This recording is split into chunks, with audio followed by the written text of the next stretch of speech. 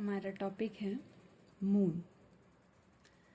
Moon के बारे में पढ़ने से पहले हमें पढ़ना होगा कि सैटेलाइट क्या होता है। सैटेलाइट एक सेलेस्टियल बॉडी है और प्रीवियस लेक्चर में हमने पढ़ा था कि सेलेस्टियल बॉडी किसे कहते हैं। आसमान में यानी स्पेस में हमें जितनी भी चीज़ें दिखाई देती हैं, चाहे वो प्लैनेट्स हो गए, सन हो गया, मून हो गया, एस्टेरॉयड्स हो गए, मेटेरॉयड्स हो गए, स्टार्स हो गए, ये सारी चीज़ें सेलेस्टियल बॉडी होती हैं।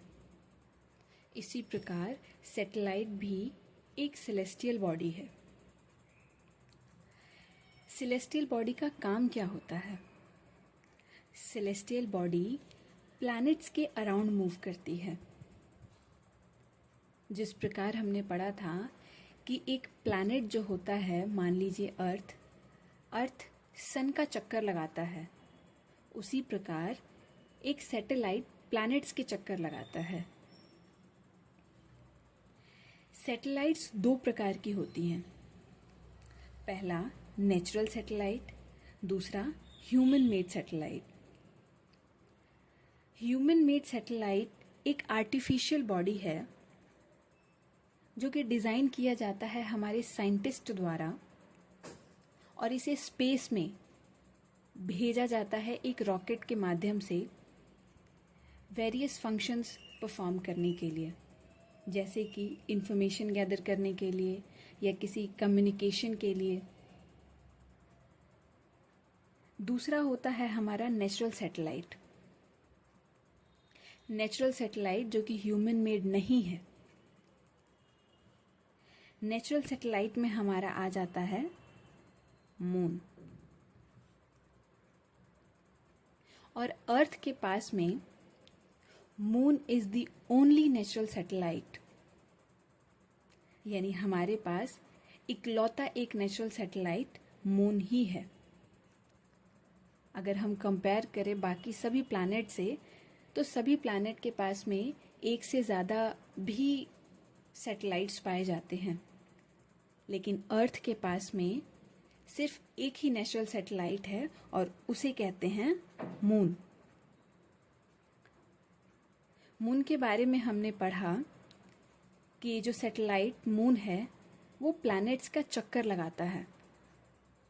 यानी कि मान लीजिए कि हमारा सेंटर में सन है।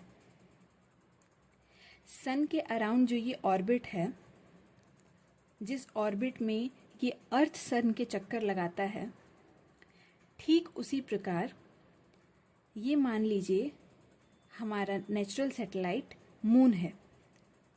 अब ये मून भी चक्कर लगाएगा, लेकिन सन के नहीं, अर्थ के, क्योंकि सैटेलाइट प्लैनेट्स के चक्कर लगाता है।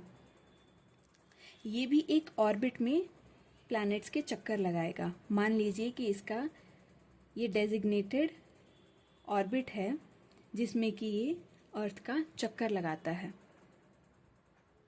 इसी प्रकार ह्यूमन मेड सैटेलाइट्स भी रॉकेट के माध्यम से एक ऑर्बिट में पहुंचाया जाता है और वो सैटेलाइट्स उस ऑर्बिट में जा कर के अर्थ के चक्कर लगाते हैं और वेरियस इंफॉर्मेशंस गैदर करते हैं और गैदर करके हमें वापस धरती पे वो इंफॉर्मेशन सेंड करते हैं। मून के बारे में, मून जो धरती के चक्कर लगाता है, ये हमारा अर्थ है और मान लीजिए इसके अराउंड हमारा ये मून एक फिक्स्ड ऑर्बिट में अर्थ का चक्कर लगा रहा है। ये मून अर्थ का एक चक्कर 27 डेज में कंप्लीट करता है।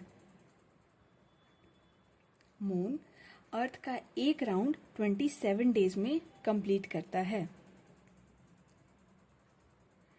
और ये सैटेलाइट मून खुद भी एक स्पिन, यानी कि खुद अपनी जगह पर भी वो राउंड 27 डेज में एक स्पिन कंप्लीट कर लेता है। मून से रिलेटेड हमें एग्ज़ाम्स में कुछ क्वेश्चंस पूछे जाते हैं, जैसे कि मून का जो डायमीटर है वो अर्थ के कंपैरिजन में 1/4 है, यानी कि 1/4 1/4। लेकिन फिर भी जब हम मून को अर्थ से देखने की कोशिश करते हैं तो वो हमें बहुत बड़ा नज़र आता है।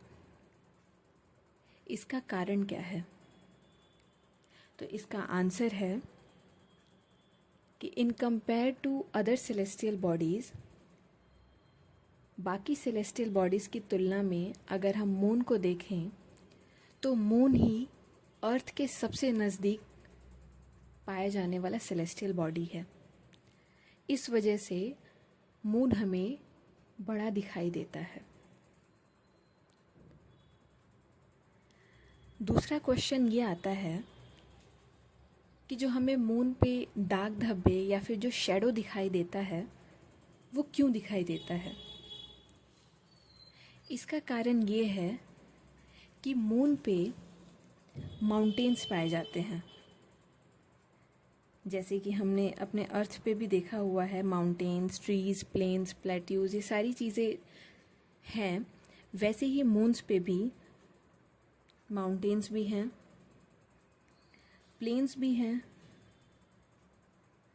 प्लेट्यूज़ भी हैं, डिप्रेशंस यानी गड्ढे भी हैं। और इन्हीं पर जब सूरज की रोशनी पड़ती है तो इनका शैडो हमें दिखाई देता है, और वो जब हम धरती से देखते हैं, अर्थ से देखने की कोशिश करते हैं तो वो हमें शैडो के रूप में दिखाई देता है।